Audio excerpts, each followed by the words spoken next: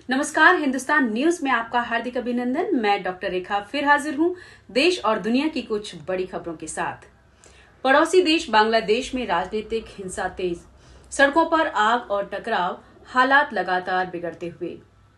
बांग्लादेश में हालिया घटनाओं को केवल राजनीतिक विरोध कहकर टाला जा रहा है, लेकिन जब विरोध हिंसा में बदल जाए तो यह संकेत देता है कि समस्या केवल सत्ता परिवर्तन की नहीं, बल्कि जनता और व्यवस्था के बीच टूटते भरोसे की है। सबसे बड़ा प्रश्न ये है कि क्या ये अस्थिरता सिर्फ बांग्लादेश तक सीमित रहेगी या इसके प्रभाव पूरे क्षेत्र को प्रभावित करेंगे। मनरेगा की जगह नया कानून जी राम जी पारित, 20 साल बाद बदली गई रोजगार गारंटी व्यवस्था।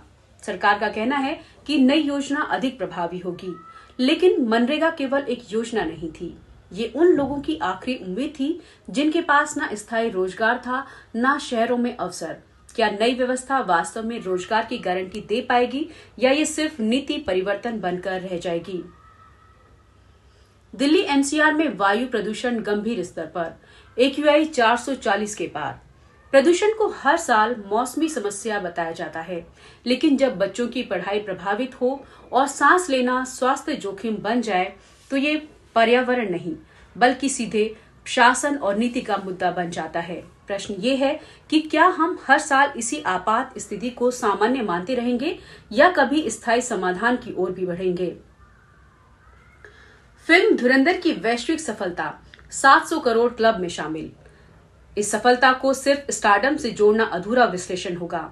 फिल्म का अंतर्राष्ट्रीय स्तर पर चलना ये दर्शाता है कि भारतीय सिनेमा अब केवल घरेलू दर्शकों तक सीमित नहीं रहा, लेकिन बढ़ते बजट और बढ़े आंकड़ों के बीच कहानी की भूमिका कमजोर होती जा रही है।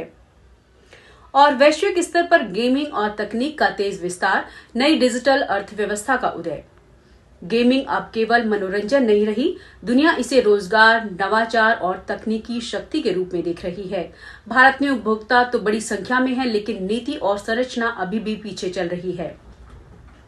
फिलहाल हिंदुस्तान न्यूज में इतना ही। ऐसी ही और बड़ी खबरों के साथ जुड़े रहिए हिंदुस्तान न्यूज के साथ।